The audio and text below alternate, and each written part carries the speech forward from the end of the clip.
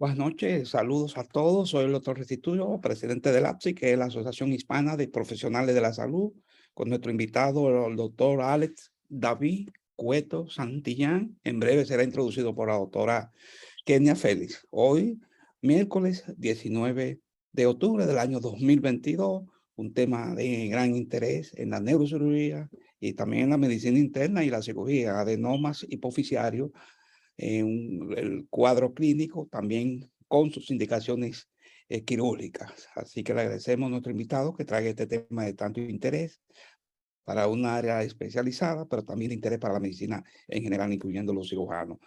TVA Si Tu Voz sale cada miércoles, cada sábado, miércoles a las 8 y sábado a las 5 de la tarde, gracias a la colaboración de varios amigos y colaboradores desde New Jersey, y es la voz oficial de nuestros profesionales de nuestra asociación aquí en Estados Unidos, con la colaboración de invitados de otros países.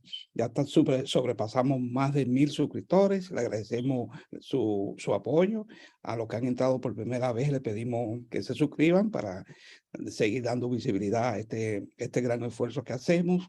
Y mire, ahí sin querer queriendo, ya llevamos hasta el día de hoy 804 videos con temas tan diversos como el origen de la vida, trastornos del embarazo, complicaciones del embarazo, hasta el envejecimiento. Hemos tratado varios temas, todos los temas habidos y por haber en esta área, y siempre esperamos el apoyo de ustedes. Ustedes pueden ser nuestro invitado, pueden levantar la mano, hacer un comentario en chat a la conferencia de hoy. Aquí nuestros fundadores, nuestros amigos, el doctor Eliseo Guzmán, el doctor Bautista, el doctor Williams, que ayudaron a fundar esta institución hace 33 años, incluyendo la doctora Frances Robles, que está por la Florida. Y más reciente, durante este programa, nos han ayudado, nos están ayudando el Barrosa, la doctora Hermosena, la doctora Carmen, Kenia, la doctora Raiza, la doctora Silvia Alcántara, a través de la Fuerza Aérea, con los residentes de pediatría, pero también en esta etapa, como el caso de hoy, el doctor José Ruiz del Hospital Darío Contreras y el Hospital de la Policía. A través de él ya sobrepasamos más de 10 o 12 invitados, neurocirujanos y neurólogos de ambos hospitales han estado en esta conferencia como el invitado nuestro de hoy. Y claro, el doctor Williams, que dio paso a este programa de la hora del neurólogo. Para ser miembro de nuestra institución, usted puede tener el título de enfermería, puede ser psicólogo, puede ser bioanalista, puede ser médico o terapista físico o radiólogo o técnico radiólogo. Con su copia de título y el pago de $100 te puede convertirse en miembro. En Estados Unidos esta es la única institución que agrupa a todos los profesionales de la salud de área latina. No hay conflicto de intereses con nuestro invitado en el día de hoy. Es invitado ya por la colaboración del doctor Ruiz para este programa. Le agradecemos mucho. Y si alguien va a emigrar hacia Estados Unidos o recién llegado, no conoce este programa, ayudamos a certificarlo como asistente médico, asistente dental, asistente de terapia física, pero también flebólogo y flebotomista, y con estas certificaciones cortas pueden obtener empleo de manera rápida. Bueno, tal como lo mencionaba el doctor Ruiz, eh, ya estamos en la etapa final de nuestro evento, que va a ser el sábado 29 y el domingo 30 en Filadelfia, Pensilvania. Tenemos un invitado magistral, una conferencia magistral al final del evento, el domingo, el doctor Tito Suero Portorreal, médico, traumatólogo, ortopedista, profesor emérito de la UAS, profesor de muchos de nosotros, y también historiador de la medicina. Está preparando, va a traer una conferencia única en este tipo fuera de la República Dominicana.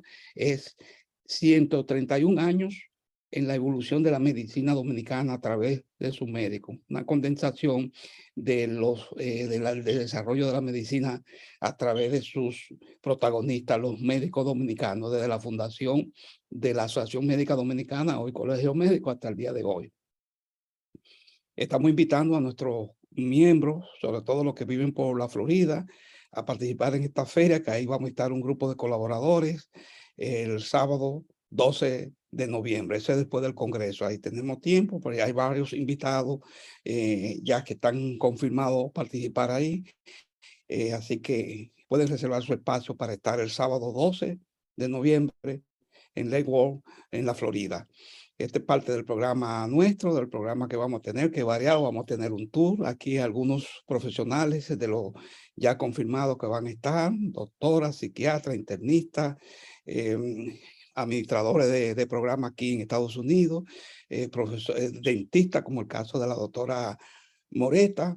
Tenemos un programa muy variado en el cual usted va a oír diferentes temas relacionados a la medicina actual y sobre todo temas históricos, como el caso del doctor Ruiz, que nos trae una relación de los servicios que ofrece el Hospital Darío Contreras, que es un hospital de mucho renombre en el área de traumatología en la República Dominicana, conocido por muchos de nosotros. Fuera el que está por aquí, el que tiene un tiempecito por aquí, desconoce lo que ha pasado en los últimos 30 o 35 años para muchos de nosotros, como el caso del doctor Williams y muchos miembros nuestros. Si usted llega, como tenemos un grupo de profesionales que va a viajar desde vía Nueva York y se va a alojar, se va a quedar en Nueva York ahí el viernes o el jueves, el sábado a las 7 de la mañana sale nuestro bus que está ya programado para salir a las 7 de la mañana, para llegar a Filadelfia alrededor de las 10 y participar en un tour que lo ofrece el representante estatal Danilo Burgos. Ahí vamos a estar visitando áreas históricas importantes de Filadelfia, como el Parque Nacional Histórico de la Independencia, la Campana de la Libertad, que es reconocida en todo Estados Unidos y en el mundo como un símbolo de la independencia, el Congreso de la Independencia, y esto coincide, y como lo mencionaba el doctor Ruiz hace poco, antes de la conferencia, con la buena noticia que siempre estos eventos, cuando se organizan así, de esta manera, le traemos buena suerte a la ciudad, y los Phillies de Filadelfia están pasando a las semifinales y muy posiblemente, pues, si le va bien con los Padres, pues vamos a tener también otra celebración con los Phillies, porque Pensilvania es un estado que está categorizado como el quinto estado en tamaño con relación a los demás. Luego de California, Texas, Pensilvania está ahí en tamaño. Fíjese que tiene dos equipos de béisbol, también tiene equipos famosos de básquetbol, y en béisbol ya, miren, posiblemente vayan a la final. O sea que hasta buena suerte le trae este evento que vamos a tener. Vamos a hacer reconocimientos especiales, van a tener la oportunidad de conocer a una dominicana que ha ganado más de 9 premios Emmy de Telemundo 62 de Filadelfia, Chaira Arias. Un reconocimiento al doctor Dante Sánchez, conocido por muchos de ustedes, que murió por el COVID, fundador, empresario, y su familia y los empleados de su clínica van a estar ahí. Aquí tienen a Danilo, que nos auspicia, primer dominicano oficial electo del estado de Pensilvania, en Filadelfia. Danilo Burgos, él está apoyando el evento. Y aquí los conferencistas nuestros, igual que psiquiatras, van a participar. Me detengo aquí para dar paso a la doctora Kenia Félix para introducir nuestro conferencista en el día de hoy, y además ya él puede ir compartiendo su pantalla. Kenia.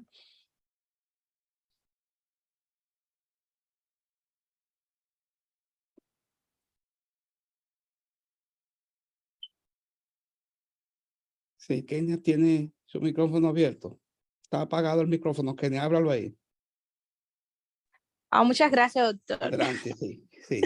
Sí, muy buenas noches a todo el público de ATSI, como cada miércoles, aquí en su programa La Voz del Neurólogo. En el día de hoy me complace en gran manera poder presentar a un excelente médico a quien conozco personalmente, el doctor Cueto. Hicimos residencia, estábamos en el mismo año, yo en medicina interna y él en cirugía. Excelente médico, yo lo felicito. Él es egresado magna cum laude de la Facultad de Medicina de la Universidad Central del Este, la UCE. Hizo una especialidad en cirugía general en el Hospital Central de las Fuerzas Armadas con el aval académico de la Universidad Autónoma de Santo Domingo. Hizo especialidad de neurocirugía en el Hospital General de la Plaza de la Salud con un aval de la Universidad Iberoamericana. Tiene también un amplio entrenamiento en cirugía mínimamente invasiva y pertenece a varios gremios. Entre ellos tiene la membresía de la Sociedad Dominicana de Neurología y Neurocirugía, pertenece al Colegio Médico Dominicano, a la Asociación Americana de Cirujanos Neurólogos y a la Sociedad Norteamericana de Columna Vertebral.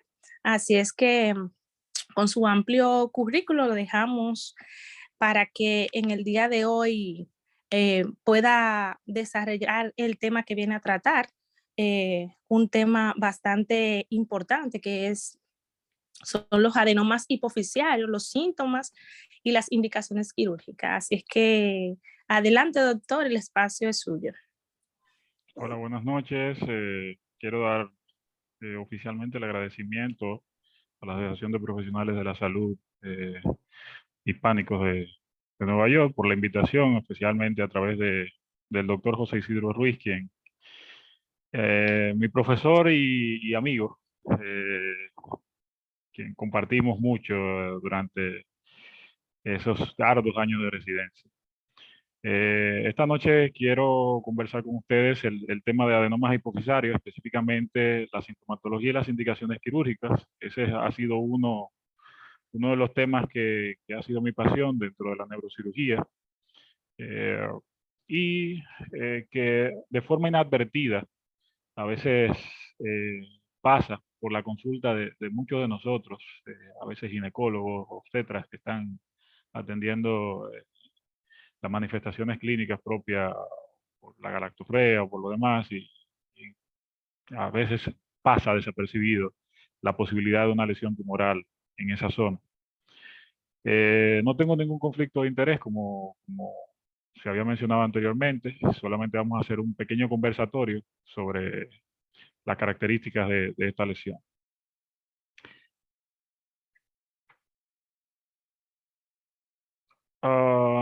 Sin ánimos de comenzar como si fuera una conferencia de colegio, pero sí hay que hacer un contexto histórico.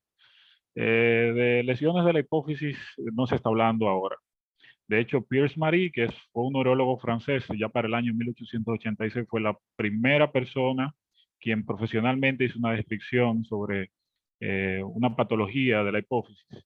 Cuando él estudiaba las manifestaciones del gigantismo, y en uno de sus enunciados decía que esa patología se debía a una alteración en la función de la glándula pituitaria. A partir de 1886 se le ha creado un énfasis a esa glándula que en un principio era poco abordada por lo protegido de su localización en la silla turca, mismo centro del cráneo, que con un abordaje transcraneal era muy difícil de llegar en las primeras técnicas quirúrgicas, pero que a medida que ha evolucionado la tecnología, nos ha permitido buscar diferentes abordajes para llegar a esta lesión y tratar de entender cuáles son las manifestaciones y tipos de manifestaciones que aparecen en este tipo de lesión. La pregunta inicial sería, ¿qué son los adenomas pituitarios o adenomas de la glándula hipófisis?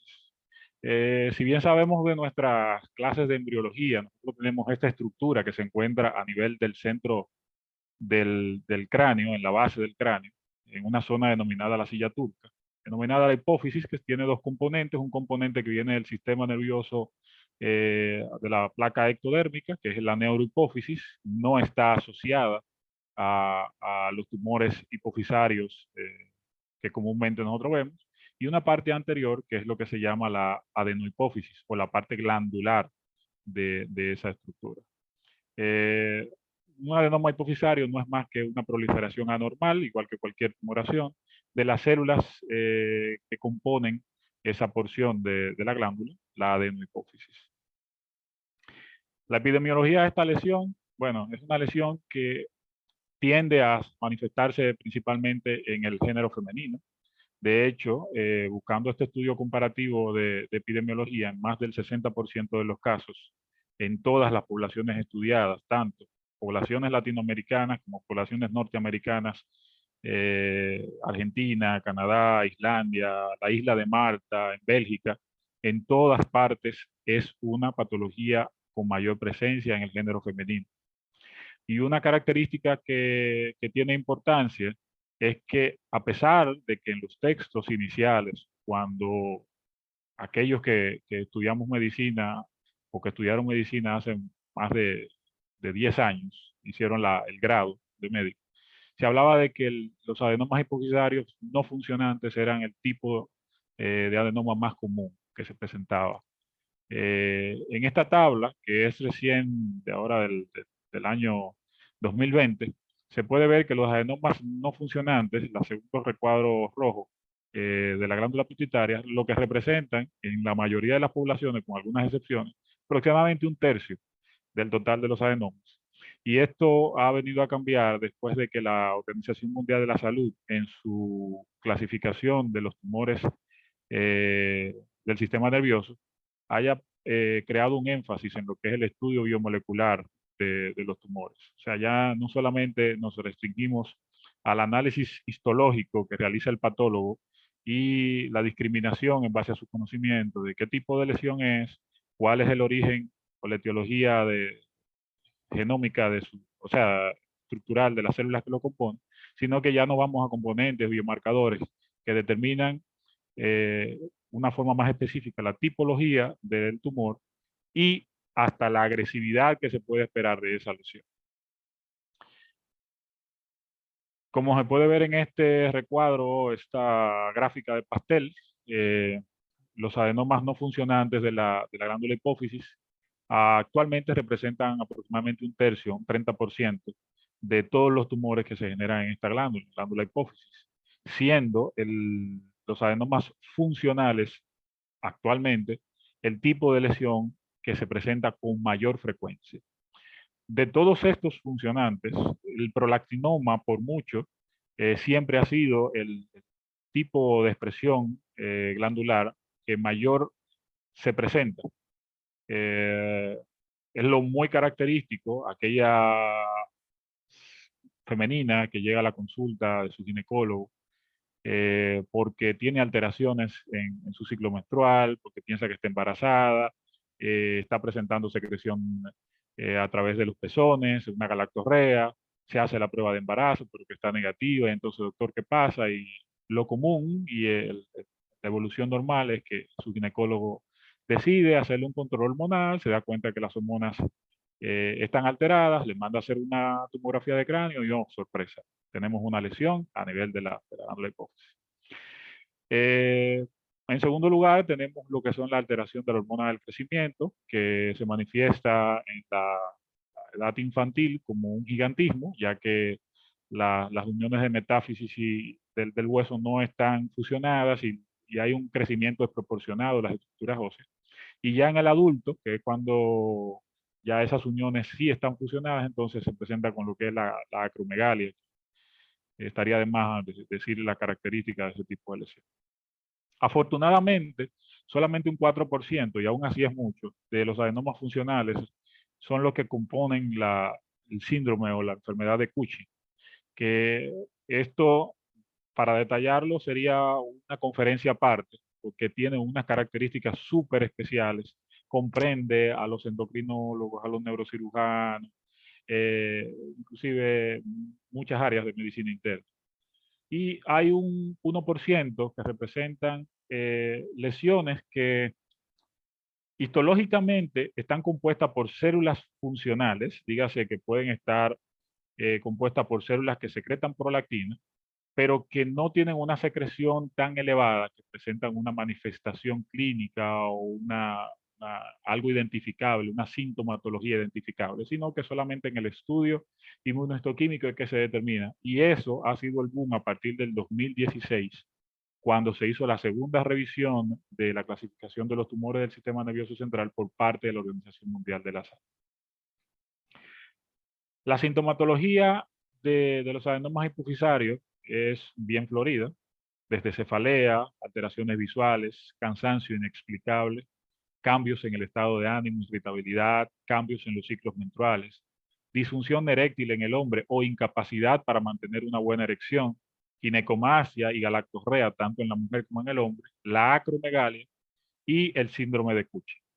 El síndrome de Cushing, como ya sabemos que un síndrome es un conjunto de signos y síntomas que caracterizan una enfermedad, está identificado en la estructura del paciente que lo padece, porque por aumento de histamina hay una rubicundez a nivel de los malares, hay un acúmulo de grasas en zonas no comunes del cuerpo, por eso aparece la joroba de búfalo, la jiba.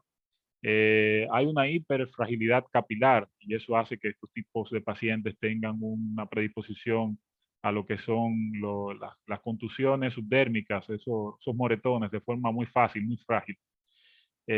También aparecen lo que son unas estrías de color rosa pardo a nivel del abdomen, tienen una configuración obesa en el tronco, pero una delgadez a nivel de lo que son las extremidades, miembros superiores, miembros inferiores.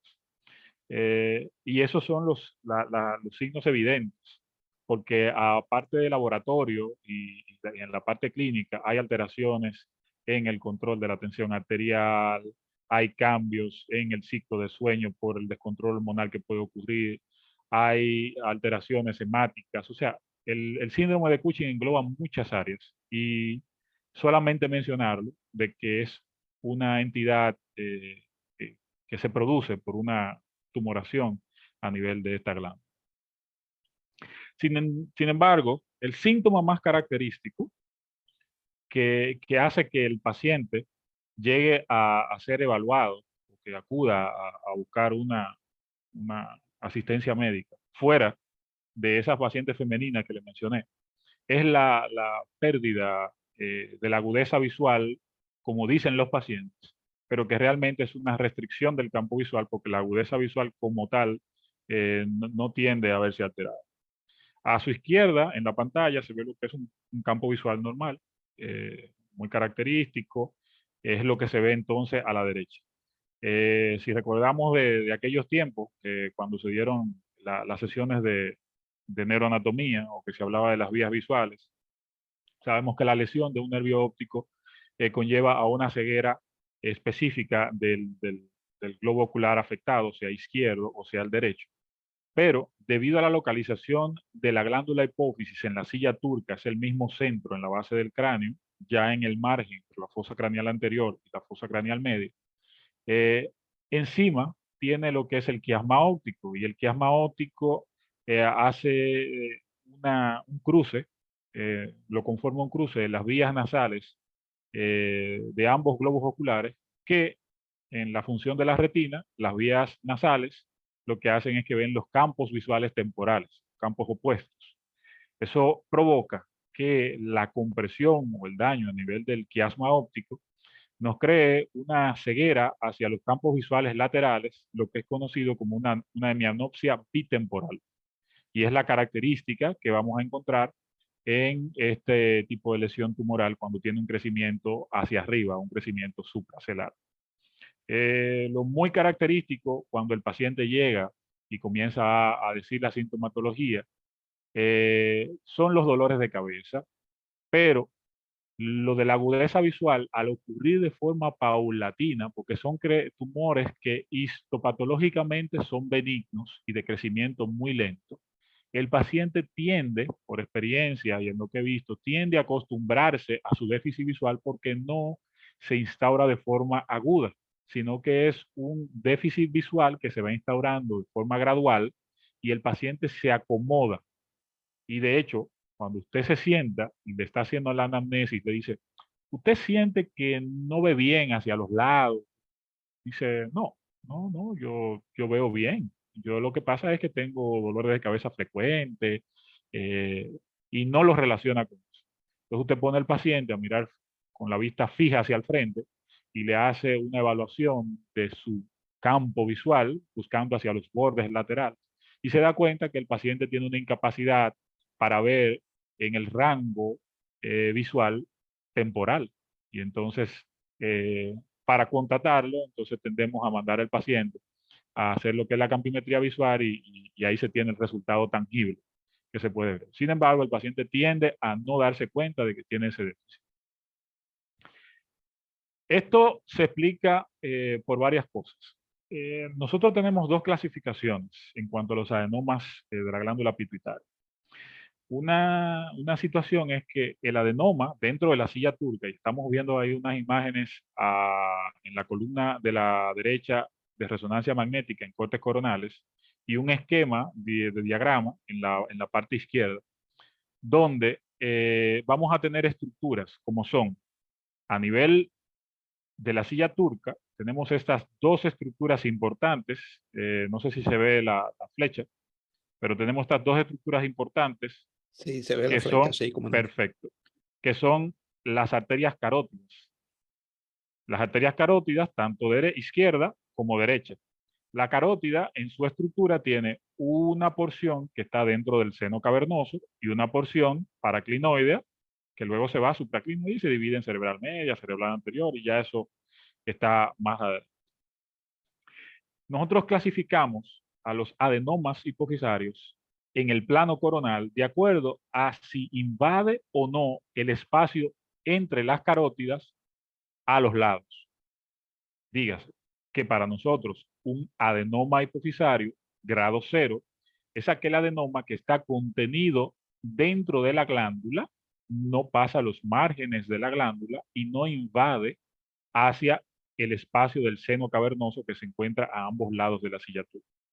Sin embargo, un adenoma hipofisario grado 1 en la clasificación de NOPS no es más que una lesión tumoral de la hipófisis que sale de la glándula, presiona la glándula hacia uno de los laterales, en este caso específico, aquí en rosa, en el grado 0, miren cómo se ve la glándula hipófisis, pero en el grado 1, la glándula hipófisis es esa cinta rosada que está en el margen izquierdo. Todo esto verde es el tumor y en el grado 1 la característica que tiene es que el tumor no pasa el margen interno de las carótidas. El grado 2, el tumor invade el espacio intercarotídeo, o sea, entre la carótida intracavernosa y la carótida paraclinoide, pero no pasa el margen externo de la arteria. El grado 3 se divide en dos. El grado 3A es aquel que se va en el espacio intercarotídeo, pasa el margen externo de la carótida, hace compresión de las estructuras nerviosas que se encuentran dentro del seno carotídeo, y en este tipo de pacientes específicos sí vamos a tener alteraciones visuales como son diplopía, debido a que las estructuras nerviosas que se encuentran dentro del seno carotídeo corresponden a lo que es el nervio oculomotor, que se va a encargar de la movilidad de los músculos extrínsecos del ojo, así como el nervio abducens, que se encarga de la movilidad del recto lateral del globo ocular, y también presentan manifestaciones a nivel de la movilidad de la mandíbula o sensibilidad de la cara, porque, perdón, de la mandíbula no, sensibilidad de la cara, porque en el seno cavernoso pasan las ramas B1 y B2 del nervio trigémino. Entonces, estos pacientes pueden manifestarse con diplopía, que evidentemente al médico cuando le hace el examen ve que el paciente tiene un tipo de estrabismo y eso como consecuencia lleva a la diplopía. Y la otra cosa es que el paciente puede quejarse de malestar o de dolor al tocarse en la piel de la cara, que es un dato al cual muchas veces caemos en un error, porque como la invasión suele ser hacia un solo de los lados, muchos médicos confunden eso con lo que es una neuralgia trigeminal. Pero cuando se hace el estudio de resonancia magnética no se ve el conflicto neurovascular en el tallo cerebral, sino lo que se encuentra es una lesión tumoral a nivel de la silla turca que está invadiendo el seno cavernoso y por eso produce esa sintomatología. El grado 3B es más inocuo en el sentido de los nervios que están dentro del seno carotídeo, pero tiene como del seno cavernoso, perdón, pero tiene como característica de que migra lateralmente a la carótida intracavernosa, pero por debajo de ella y no en el espacio intercarotídeo. Esa es la característica que tiene esto. Y que para nosotros, como neurocirujanos, en lo que es el abordaje gold estándar, que vamos a hablar más adelante, es mucho más fácil el abordaje, la extracción de esa lesión tumoral que cuando está en el tipo 3A. Estas son las imágenes características. Por eso para nosotros no es tan útil más que para hacer un rastreo inicial la tomografía, sino que la resonancia magnética, idealmente contrastada, es elemental para nosotros poder hacer esta distinción de qué tan invasiva es la lesión. Sin embargo, en el plano sagital, también la lesión tumoral la vamos a tener con clasificaciones. Y estas clasificaciones vienen dadas por lo que es la clasificación de Hardy. La clasificación de Hardy lo que hace es que tomamos en cuenta que la glándula está contenida dentro de una cavidad ósea que llamamos la silla turca. La lesión tumoral, no, grado 0, es en la que no hay evidencia estructural de ese tumor.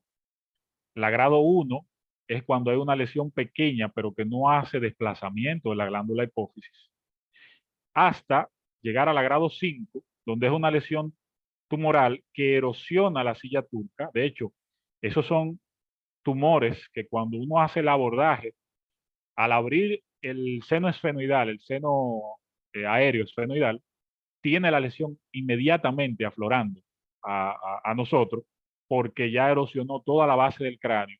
Y casi mente, yo he visto pacientes que tienen lesiones en la cavidad nasal. O sea, que de que usted asoma la cámara, cuando la está haciendo vía transesfenoidal a la cavidad nasal, usted ve el tumor, cómo aflora.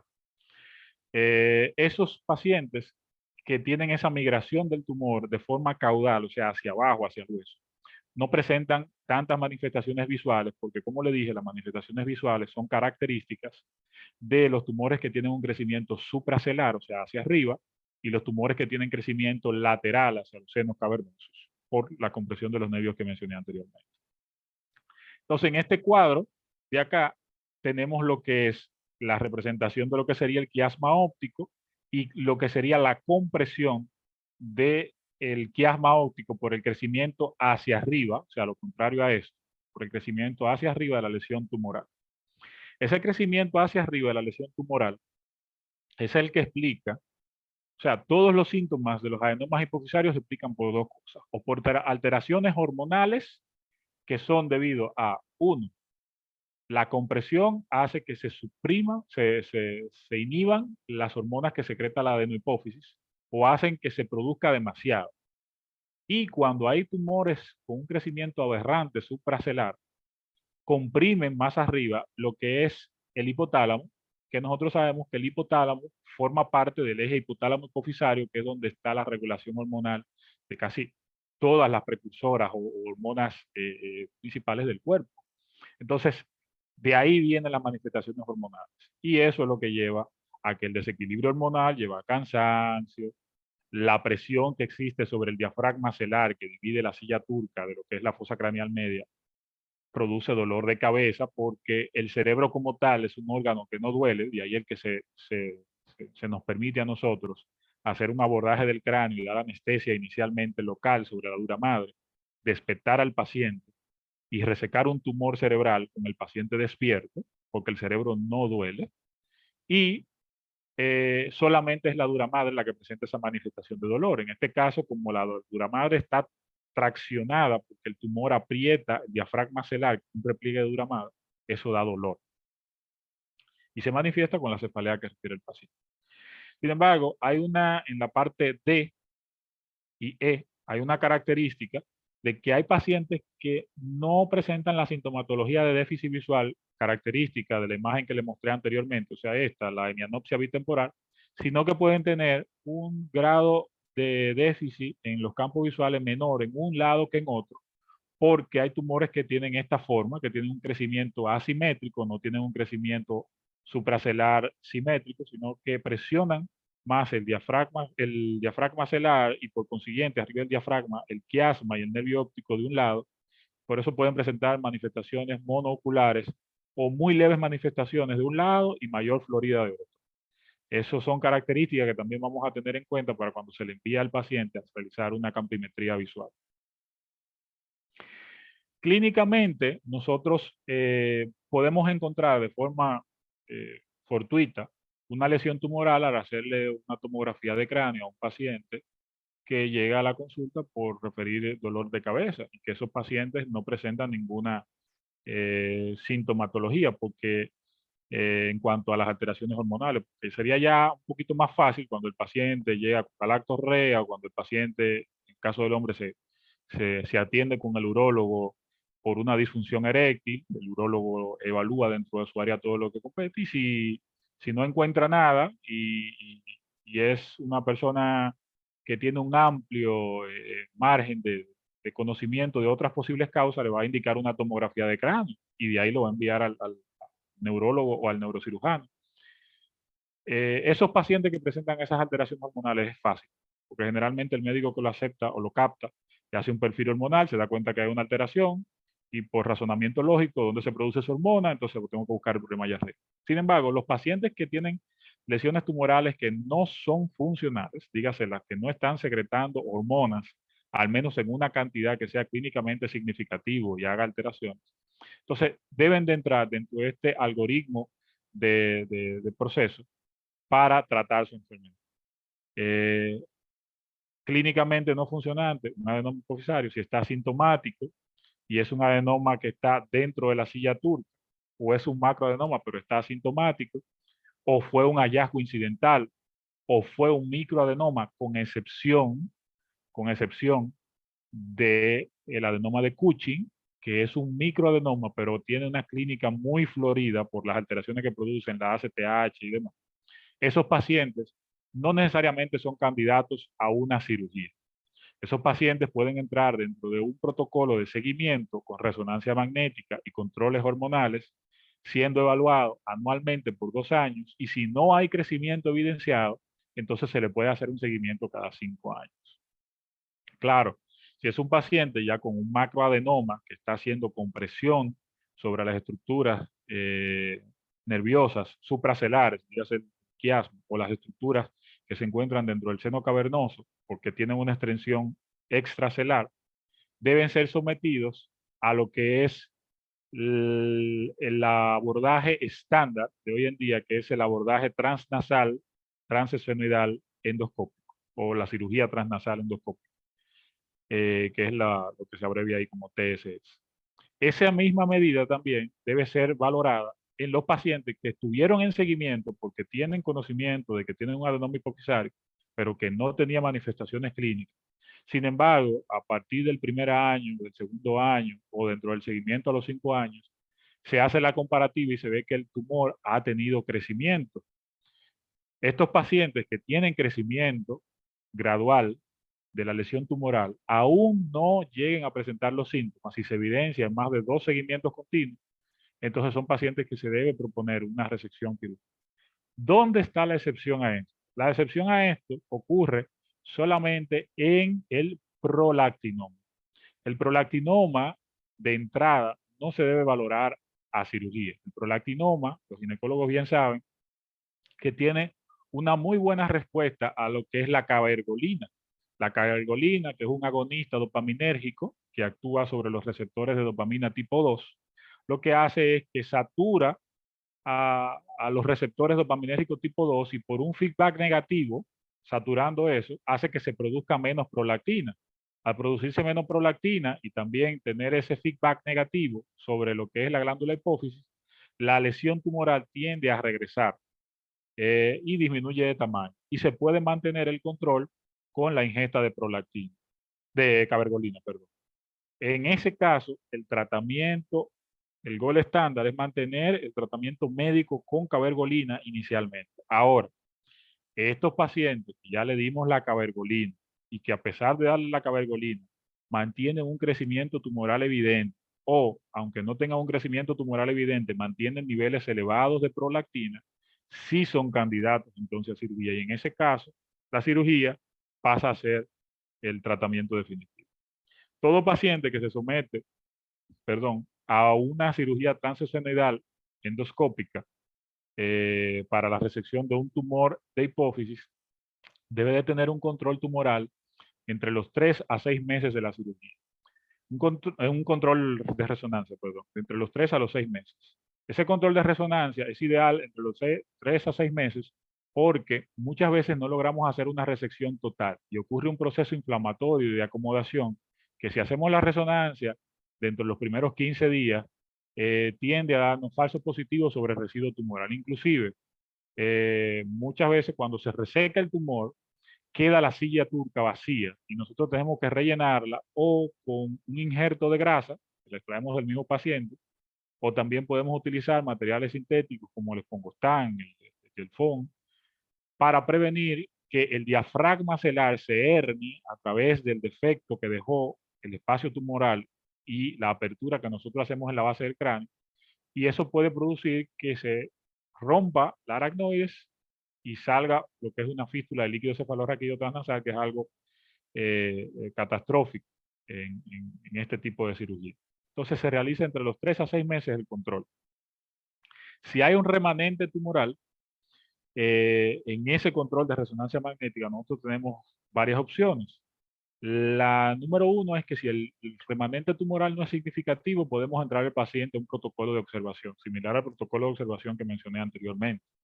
Para valorar el crecimiento, tenemos que hacer controles hormonales, si era un adenoma funcional, para ver que la cantidad de hormona que se está produciendo no está en unos valores que creen una sintomatología que no sea tolerada por el paciente. O tenemos la opción de llevar al paciente a lo que es la radiocirugía, que muchas veces nosotros vamos a encontrar médicos que defienden su posición porque están asociados a ese tipo de procedimiento, a la radiocirugía, pero que más adelante le voy a explicar, a mi entender y al entender de muchas otras personas que manejan este tipo de patologías, por qué la radiocirugía no es lo ideal para lesiones tumorales que tienen un tamaño significativo, dígase los macroadenomas, de primera instancia, sino que se puede utilizar como un tratamiento complementario. Cuando hablo de radiocirugía, hablo de sistemas como Gamma Knife, específicamente, que como ustedes bien saben, nosotros en nuestro país tenemos la disponibilidad de un Gamma Knife Icon que tiene su utilidad. Otra cosa y que se utiliza ya mucho menos es la radioterapia old body, como dicen por ahí, o la radioterapia convencional, pero esto ha ido quedando en desuso porque cuando usted da una radiación no estereotáxica, o sea, usted manda ese foco de radiación que es amplio, este foco de radiación aborda tanto la lesión tumoral como también aborda a la propia glándula hipófisis, como también aborda a los nervios ópticos y a los nervios de los senos cavernosos. Y muchas veces estos pacientes terminan en un panhipopituitarismo y entonces usted lo salva del tumor, pero entonces lo deja en un déficit hormonal por la lesión que produce esa radiación sobre la hipófisis sana, y entonces el paciente necesita un suplemento hormonal para poder llevar una vida normal, que las hormonas también son necesarias. Cuando le hablaba de que a partir del 2016 hubo un boom en cuanto al estudio de los tumores del sistema nervioso central, me basaba básicamente en este recuadro. Aquí se puede ver que entre un 30 a un 40% se presentan lo que son los adenomas de células nulas o null cells adenoma. Esos adenomas de células nulas son los que actualmente nosotros debemos de clasificar como los adenomas no funcionales. ¿Por qué? Porque anteriormente, si usted le hacía la resonancia magnética o una tomografía inicialmente a un paciente y veía una lesión tumoral en la silla turca y hacía un perfil hormonal al paciente y las hormonas estaban todas dentro de los rangos, nosotros decíamos que es un adenoma no funcional, porque las hormonas no están alteradas. Tiene un adenoma, pero es no funcional. Sin embargo, muchos de esos pacientes que eran clasificados como adenomas no funcionales, cuando se hacía la extracción del tejido tumoral, se mandaba al patólogo, se le hacía un estudio de inmunohistoquímica y se veía que realmente las células del tumor eran células que pertenecían a la estirpe de la prolactina o de la ACTH o del hormona de crecimiento o del TSH. Entonces, no eran adenomas no funcionales, sino que eran adenomas que tenían células que no producían hormonas en una cantidad significativa como para que altere los valores por encima de los rangos normales o por debajo de ellos. ¿Y qué importancia tiene esto? Se determinó que esos tipos de tumores que eran adenomas no funcionales, entre comillas, que estaban compuestos por una o más estirpes de células de hormona del crecimiento o de hormona de TSH, eran mucho más agresivos y tenían una capacidad de crecimiento del remanente tumoral mucho más rápido que los verdaderos adenomas no funcionales, que fueron los que ahora clasificamos como adenomas de células nulas. Entonces, por eso es importante que se envíe a hacer el estudio de inmunohistoquímica o biomarcadores a ese tipo de tumores. Acabando, nosotros tenemos ya, eran 2 slides creo, nosotros tenemos lo que son los dos abordajes que teníamos. El abordaje convencional, que era el abordaje que teníamos de la forma inicial, el transcranial approach, que la desventaja que tiene es que cuando uno está abordando a través del cráneo, la silla turca, al estar incrustada dentro del hueso esfenoide, no permite que el cirujano aborde directamente la silla turca. Y uno diría, bueno, pero cuando uno viene lateral, viene desde el temporal, uno puede entrar por el lado, pero recordemos que la silla turca a ambos lados tiene a los senos cavernosos y a unas estructuras nerviosas que mueven el globo ocular y que nosotros no podemos transgredir esa zona, por lo tanto tenemos que entrar desde arriba. Esto hizo el advenimiento de que derogáramos los endoscopios a los ginecólogos, que fue quien inventaron primero ese instrumento, y lo aplicáramos en la neurocirugía. Y nos dimos cuenta que buscando una vía que sea menos lesiva, llegáramos a la silla turca. Y de ahí vino lo que fue el abordaje endoscópico, endonasal, transesfenoidal, donde nosotros cuando abordamos la cavidad nasal, exponemos el seno esfenoidal, quedamos al desnudo con esta estructura que es la prominencia celar de la silla turca. Aquí a ambos lados vemos la carótida, aún de cada lado recubierta por hueso, pero aquí ya vemos la carótida expuesta de cada lado y la glándula pituitaria en el centro. Entonces eso nos permitió el llegar y hacer un abordaje que antes lo hacían con microscopio, después utilizaron el endoscopio porque el endoscopio te permite una visión de campo mucho mayor y llevar el lente hasta la cavidad y asegurarse de que no queda remanente tumoral ahí dentro. Eso es lo que hacemos hoy en día. Dejamos la radiocirugía o la cirugía combinada transcraneal y transnasal para este tipo de tumores. En este caso, esto es un tumor que tiene un crecimiento intracelular significativo con invasión hacia las carótidas en ambos senos cavernosos, pero aquí se forma una especie de cuello y tiene un crecimiento supracelular. Aquí se puede ver el diafragma, el quiasma óptico, cómo está acintado y comprimido hacia arriba.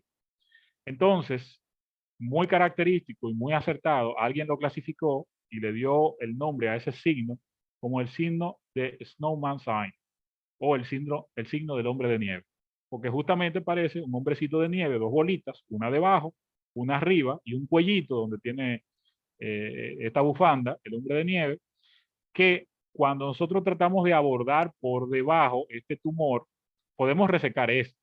Pero debido a que esta parte del tumor está por encima del diafragma celular y nosotros no queremos transgredir el diafragma porque podemos tener una fístula de líquido cefalorraquídeo, tenemos dos cosas. O lo dejamos ahí y los latidos del cerebro empujan esa bolita de arriba hacia la silla turca y después en un segundo procedimiento se puede resecar por debajo, pero a veces está muy adherido y traccionando ahí arriba, desde la cavidad nasal, uno puede producir una lesión sobre el nervio óptico o inclusive traer consigo a la carótida y es una lesión fatal, donde el paciente muere en el transquirúrgico cuando uno lesiona la carótida. Esa es la complicación de eso. Entonces, este tipo de pacientes lo dejamos para hacer o un segundo tiempo para abordarlo transnasal si el tumor baja, o se le hace un segundo tiempo transcraneal para realizar la resección de lo que queda arriba del tumor.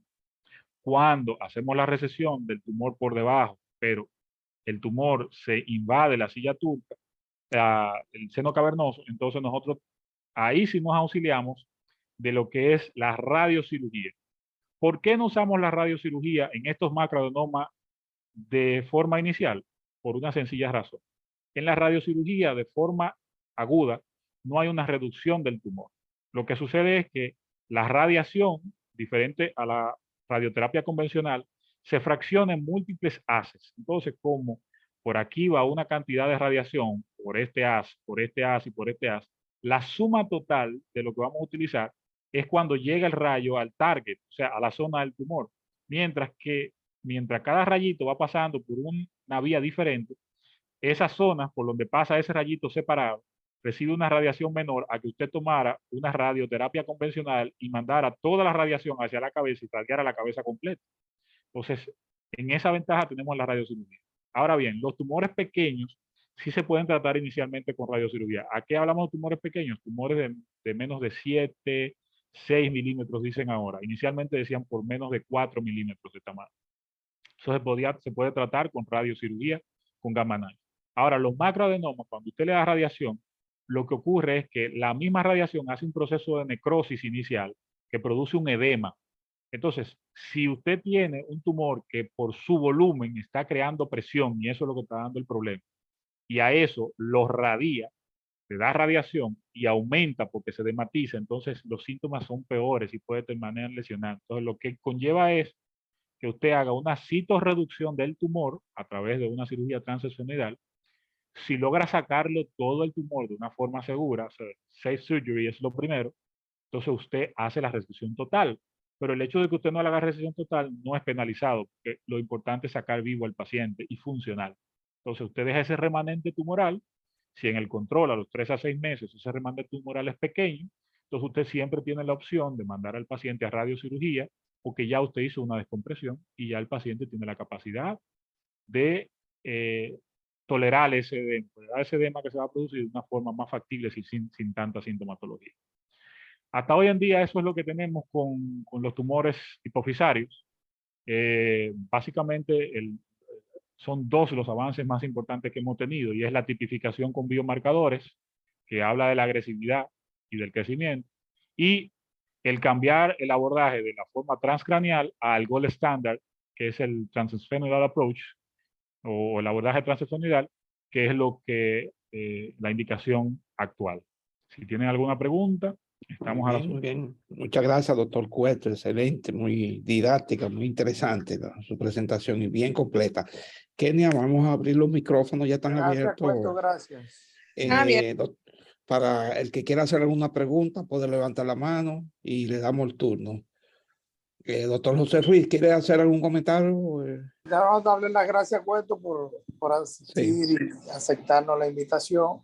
Y vamos a abrir la pregunta. Claro, sí, por la dedicación de su tiempo, sí. ¿Alguien quiere hacer un comentario o pregunta sobre... Doctor, le quiero preguntar, no sé si la incidencia en República Dominicana, en el país, de esos tumores.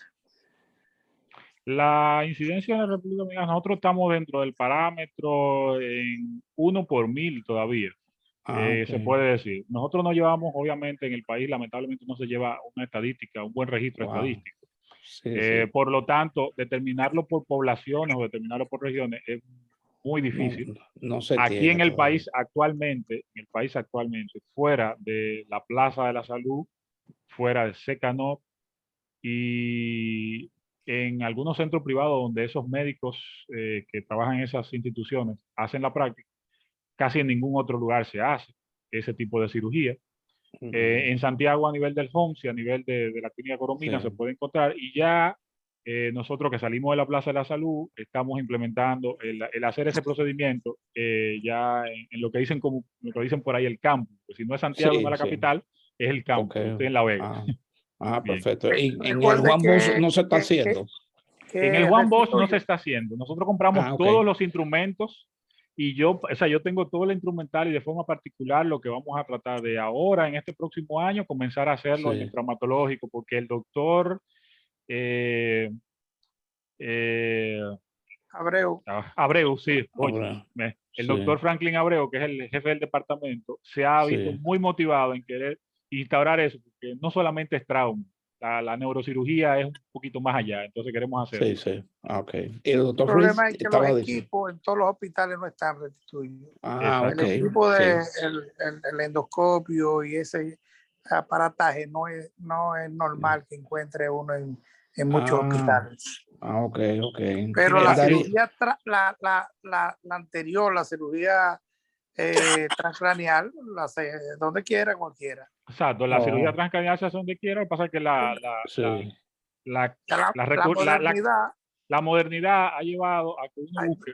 Primero, el paciente se siente conforme porque no lo operaron, fue por la nariz, no hay una herida en la cabeza, no le abrieron la cabeza. Eso tiene un efecto psicológico. Eso tiene un efecto sobre el paciente. Pero se está haciendo la transversal. Pero quiero notar algo. Aunque para muchas personas se presenta que es como muy sofisticado el equipo. No. Nosotros solamente utilizamos un lente de endoscopio, que es lo más... y la misma torre de endoscopía que utiliza el cirujano general para hacer una vesícula. Eso es lo mismo ya. No utilizamos más nada. La cámara de esa torre y un endoscopio. Ya lo otro que va son las curetas y las pinzas, que ya el neurocirujano o la institución lo tendrá, pero eso del hospital eso es lo único que se necesita. Sí. Bueno, Kenia. siendo así, doctor Cueto, entonces es cubierto totalmente por el Sistema Nacional de Salud, ¿no? Por el seguro de SENASA. Gracias a Dios, hace unos 2 años, la cirugía para tumores de la línea media vía transesfenoidal se agregó dentro del plan básico de salud. Está dentro de la cobertura del plan básico de salud. Excelente. Antes de 2 años eso no estaba. Entonces el paciente tenía que costear. Hay algunas personas, por ejemplo, la escuela donde me formé, ahí está el doctor Ruiz, no me deja mentir, nos formamos del neurocirujano haciendo el abordaje y haciéndolo todo ya, aunque inicialmente se hacía junto con un otorrino. Yo soy pro de que se haga junto con un otorrino porque el otorrino tiene un mejor manejo de la cavidad nasal. Pero imagínese esa cirugía en un centro privado, porque las instituciones públicas no tienen la capacidad para ese tipo de cirugía, la gran mayoría. Tener que pagarle a un otorrino, a un neurocirujano privado para el abordaje de un tumor, es una cirugía que técnicamente siempre llegaba entre los 400,000 al $500,000 de pesos, entre todos. Sí, claro. Sí, así es. Entonces, ¿alguien más? ¿Algún otro pregunta, comentario al doctor Cueto? Los seguros la comenzaron a aplicar, a aceptar, como dice el doctor Cueto, hace un par de años, pero anteriormente a eso había que hacerla. El que no podía hacerla por ahí, había que hacerla vía transcraneal como quiera. O sea, que porque no lo cubría el seguro. Y ya el paciente que no podía pagarlo, pues nada, aceptaba la que le abrieran la cabeza normal porque había que hacerle la cirugía de extirpación del adenoma. Sí, sí. Bueno, agradecerle al doctor Cueto esta interesante presentación, muy ilustrativa, muy interesante y muy didáctica. Lo felicito, gracias al profesor por esta interesante conferencia, al doctor José Ruiz por la colaboración en el referimiento y recordándole a los psicólogos y a los médicos que quieran aplicar para posiciones de trabajo en el área de salud mental para Reading, Pensilvania. Tenemos varias posiciones abiertas. Pueden aplicar que no tengan un permiso de trabajo porque se les va a ofrecer contrato de trabajo. La diferencia es que deben comunicarse en inglés para este trabajo. Se ha abierto a que apliquen médicos o psicólogos y se le ofrece un apoyo con abogados y la clínica se encarga del proceso del contrato de trabajo. Gracias a todos ustedes. Perfecto, restituyo. Sí. Por último, mándele cuando usted entre al YouTube, al canal, mándele al doctor Cueto o me manda para yo mandárselo la conferencia, la grabación desde el canal. Sí, cómo no. Sí, muchas gracias. Gracias a todos ustedes. Buenas noches. Gracias, Cueto. Gracias a todos. Gracias, doctor Cueto. Muchas gracias.